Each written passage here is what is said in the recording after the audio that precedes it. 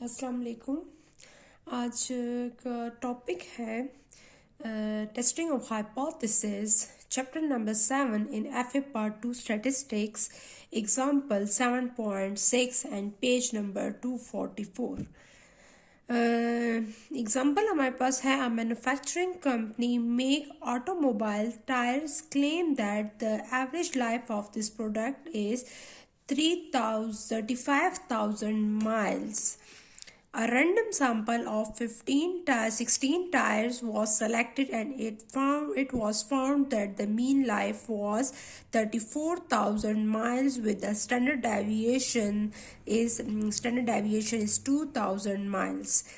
Test the hypothesis that null hypothesis mu equal to 35,000 against the alternative mu is less than 35,000 at level of significance alpha equal to 0.05. एक manufacturing company है जो कि automobile tyres जो है claim कर रही है कि उनकी average life of this product जो है वो 35,000 माइल्स है। ठीक है,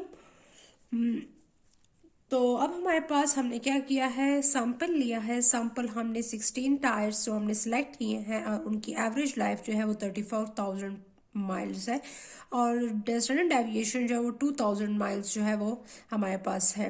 अब हमारे पास हमने ये चेक करना है कि null hypothesis mu equal to 35,000 against alternative mu is less than 35,000 and level of significance is 5%.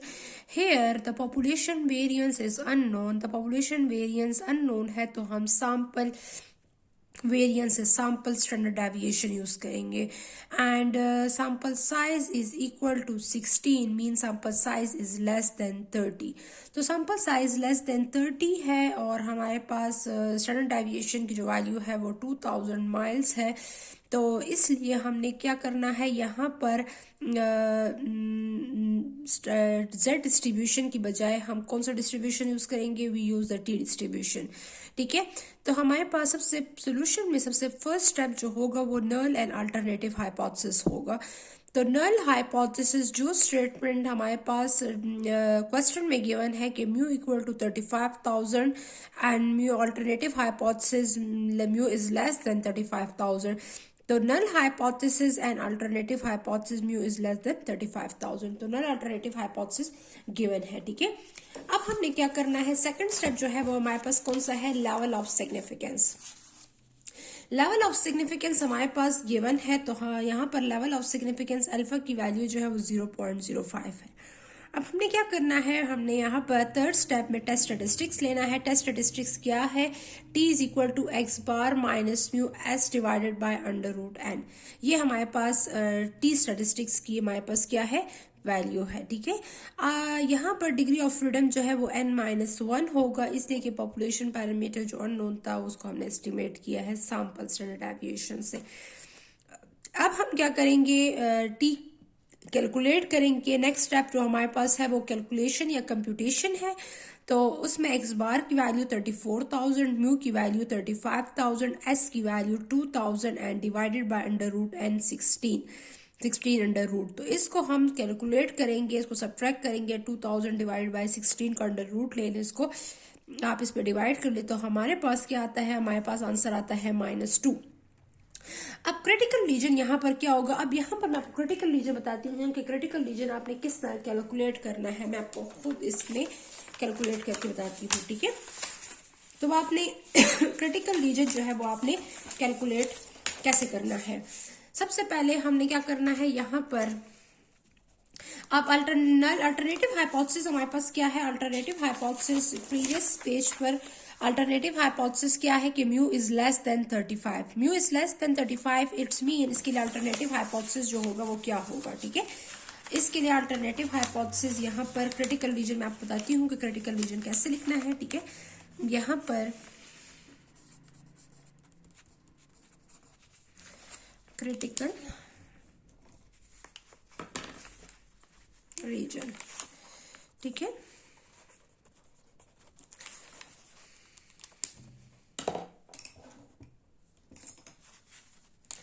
Critical reason हमारे पास अगर अल्टरनेटिव हाइपोथेसिस लेस देन हो तो क्रिटिकल रीजन क्या होगा, T is less then minus T alpha with new degree of freedom. ठीक है, critical reason हमारे पास ये होगा। ठीक है, तो critical reason T is less then minus T alpha, ये हमारे पास क्रिटिकल रीजन होगा।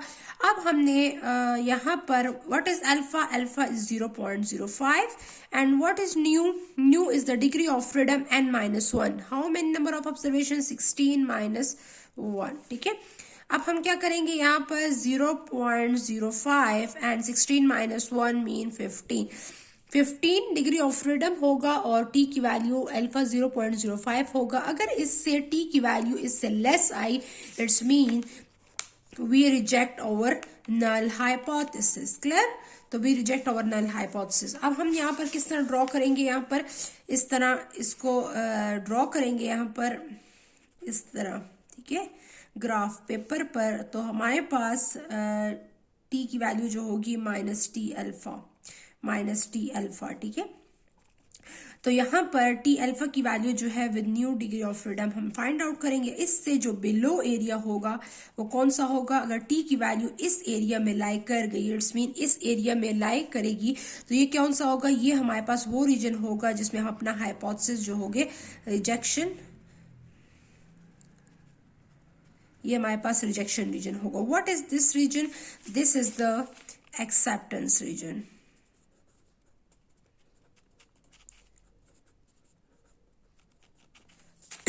ये एक्सेप्टेंस रीजन है और ये रीजन कौन सा है, ये रिजेक्शन रीजन है। तो माइनस टी अल्फा, ये जो वैल्यू फाइंड मैं करूंगी वो वैल्यू होगी थ्रेशोल्ड वैल्यू। अगर इससे बिलो हुई तो हमारे पास हाइपोथेसिस क्या होगा, हमारे पास हाइपोथेसिस जो होगा वो हमारे पास रिजेक्ट होगा। इस अदरवाइज अगर इस एरिया में लाइक कर रहे हैं तो हमारे पास हाइपोथेसिस क्या होगा, हमारे पास हाइपोथेसिस जो होगा वो कौन सा होगा, वो एक्सेप्टेंस होगा। अब हमने टेबल में किस तरह इसको चेक करना है, यहाँ पर आपको टेबल बताती हूँ, पेज नंबर यहाँ पर इसके लिए एक टेबल होता है जो कि हम यूज करेंगे, ये वाला टेबल है पेज नंबर 214।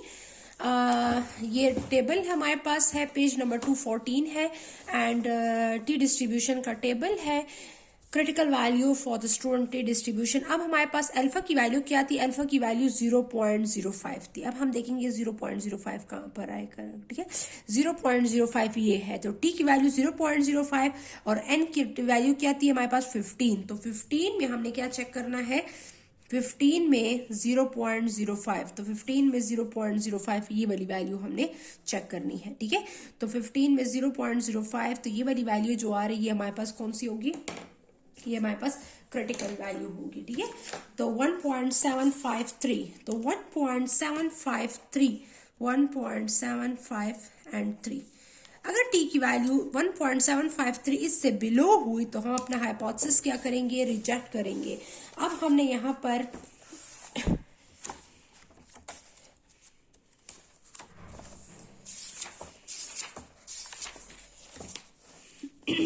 अब हमारे पास ये क्वेश्चन जो था, तो इसमें हमने टी की वैल्यू जो आई थी वो क्या आई थी, -2।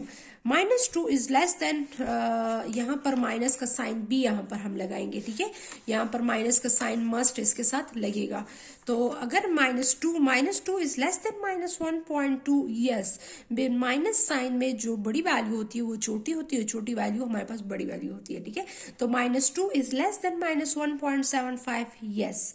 तो हमारे पास क्या है, -2 हमारे पास लेस है -1.75 से। तो इस केस में हम क्या करेंगे, इस केस मीन -2 इधर लाई कर रहे हैं, आपकी क्रिटिकल रीजन में ये इधर लाई कर रहे हैं। ठीक है, तो हमारे पास ये इधर लाई कर रहे हैं, इट्स मीन कि हमारे पास वो कौन से रीजन में लाई कर रहा है, रिजेक्शन रीजन में। तो हम अपना हाइपोथेसिस क्या करेंगे, रिजेक्ट करेंगे। ठीक है, तो यहाँ पर as T -2 lie in the rejection region, so we reject H0। तो इस सिचुएशन में हमने अपना हाइपोथेसिस क्या किया, रिजेक्ट किया, इसलिए कि हमारा हाइपोथेसिस किस एरिया में फॉल कर रहा है, इस एरिया में फॉल कर रहा है, जो कि कौन सा एरिया है, -1.75 से बिलो इस एरिया में लाई कर रहा है। तो इस सिचुएशन में हम क्या करेंगे, अपना हाइपोथेसिस जो है वो रिजेक्ट करेंगे। आपने यहाँ पर जो लिखा हुआ है थोड़ा सा अगर कंफ्यूजिंग आपको लगता है तो मैंने आपको ईजी वे में आपको समझा दिया है कि अल्फा और डिग्री ऑफ फ्रीडम n-1 -1 यहाँ पर लिखा, इसको टेबल में हमने यहाँ पर आप लिख सकती हैं search in area table of T distribution. तो आप इसको टी डिस्ट्रीब्यूशन में मैंने 15 को 0.05 में चेक किया तो -1.753 वैल्यू आ गई। ठीक है, तो अब टी की वैल्यू जो है वो इससे लेस है, तो इट्स मीन हमारे पास हाइपोथेसिस क्या है, हमारे पास हाइपोथेसिस जो है वो हमारे पास रिजेक्ट हो रही है। तो ये हमारे पास क्वेश्चन था, इसको हमने सॉल्व कर लिया है 1 सैंपल टी टेस्ट के लिए। ठीक है, थैंक यू, अल्लाह हाफिज़।